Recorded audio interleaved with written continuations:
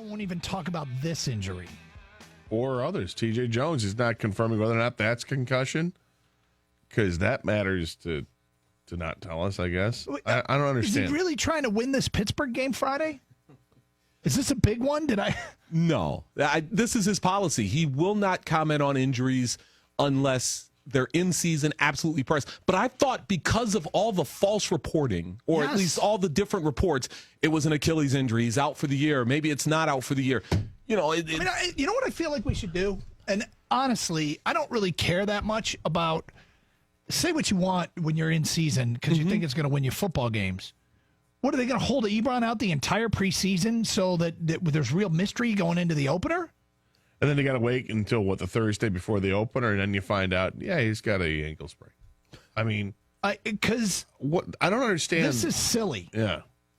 This to me is really silly. It's mystifying. It really is, because this is the one time, even if you only say, look, it's not as serious as everybody first believed, and leave it at that, okay, at least we got some sort of clarity on it. But to not say anything. Here's the weird part. The whole purpose of not talking about injuries, in my view, the motivation for that is a legitimate one.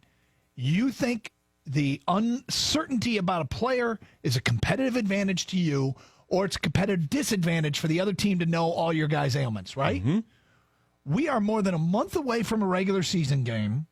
So unless, and I mean, I suppose this is something he knows is going to linger into the first week of the season, this feels like he's just trying to be a pain in the butt. And I get he's got the steadfast policy, but is the reason for the policy because you want to be a pain in the butt, or is the reason of the policy is it a competitive advantage or disadvantage? And maybe I shouldn't get carried away with this because maybe the people don't care whether their head coach talks about injuries or not. I'd like to know that Eric Ebron definitely is going to be okay. What's up with DeAndre Levy? Again, I don't know that there's any competitive disadvantage on August 8th talking about this. And the TJ Jones thing, I mean, did he suffer concussion? I mean, what's wrong with saying yes or no? I mean, if you say no, well then, okay, he's out with something else, and then you say, well, I'm not going to discuss injuries, but I'll let you know it's not a concussion. Is it a concussion? Yes, it looks like he's suffering from concussion-like symptoms. He'll be monitored day to day. That's all you have to say. Or you can even say he's in concussion protocols and leave it at that. If you say that, that eliminates half your questions right there. And again, the Ebron thing is just mystifying to me because you can clear up a lot of confusion just by coming out and saying. Well, the Levy thing is what's really bothering me, though. The non-football related injury. That's what really bothers me. Like, what was it? What happened? You know, as a fan, I want to know. And the ambiguity that they're working with his return date is baffling. The return date doesn't surprise me because I've had coaches, both head coaches and assistant coaches with the Lions and with other NFL teams say in the past that they don't want to be nailed down to a return date. They don't want to say so-and-so is going to be back in the first week of the season, and he's not back, and then that's the questions the press keeps hammering. But this is why you come up with 4 to 6 weeks, 6 to 8 weeks, 8 to 12 weeks. You know what I mean? That's where people come up with that kind of range so that you don't find yourself painted into a corner, right? Well, and by the way, you're allowed to change your mind. This is one of the things that blows my mind is when people, I don't want to be held to. Well, so what? Say, hey, things didn't go as planned, or we changed our mind, or whatever. But you've dealt with it before, too. Both of you have covering teams that covering this team. In season. Not just this team, all teams. But I get in season. I mean, the NHL is famous for upper body injury, lower body injury. Yeah, but at least they say that it's an upper body or lower body, and they'll give you a hint as to how long it's like. This could be a while, or this could be something it's just day to day. Lions they never say anything. I guess I'm cognizant of maybe this is a media only issue. Like, I don't want to go down this road with the fans don't care, but I would think that the fans want an update on Eric Ebron, who appears to be fine, but the coach won't talk about him. Am I being obstinate here in thinking that this is only a Caldwell thing? No, it's not just a Caldwell. Did they go? Because I'm trying to think back to the Schwartz era, and before the Schwartz era, the Marinelli and everything else before that. I don't think that they were all this secretive about injuries. I do think this is a Caldwell thing, but you're saying no. I don't know. Look, at 248-539-9797. I don't want to go down this road if fans don't want to, but if you do want to talk about it, you can. Tony, thank you. You got to go. All right. All right, before we get to your phone calls, because we said we'd get to this. Look, Brian Cashman, the Yankees GM, said that A-Rod will be released on Friday. They still owe him $27 million, but he'll be available to be signed anytime for a veteran's minimum. And do you want him in Detroit? Would you rather have A-Rod playing third base for a team trying to stay in the race than Casey McGahee? No. He stinks now, right? I mean, A-Rod's bad. He's bad, and it's a headache that comes with him.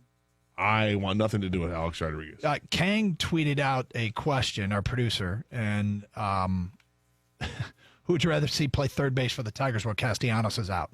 Aviles, Romine, McGahee, or A-Rod? McGahee has 36% of the vote, leading the way. Romine, 31% of the vote. A-Rod, 27% of the vote. And Aviles, 6% of the vote. I mean, seriously, what it comes down to is if A-Rod was any good, this would be a discussion. He's just not any good anymore. And the whole 700 home runs thing, I don't care. As far as it's just, can he help the ball club? Would he be a distraction? All that. Look, at some point, your personality it becomes such a part of your resume that it cannot be dismissed. It's on the resume. It's part of who you are. And if you have created a distraction because you have been this weird dude his entire career, it's a problem of his own doing. So, it just strikes me that this is a non-starter as a topic, and yet people have voted for it. And if somebody out there does believe that A-Rod would be worth it over McGahee. Now, the thing about we're arguing here is that people don't know much about McGahee and what he's going to be. Well, he's played in the majors before. He's a journeyman. Yeah, he is a journeyman. He was doing very well at AAA, hitting, I think, 328 at Toledo. I think he was second in the league in hitting at AAA in the International League. So he knows how to field the position. He made a great play yesterday, a defensive play yesterday. I think he'll be adequate. I wouldn't expect him to be putting Castellanos numbers up there. But here's the thing. The Tigers just got J.D. Martinez back. They went 6 weeks without J.D. Martinez. Yeah.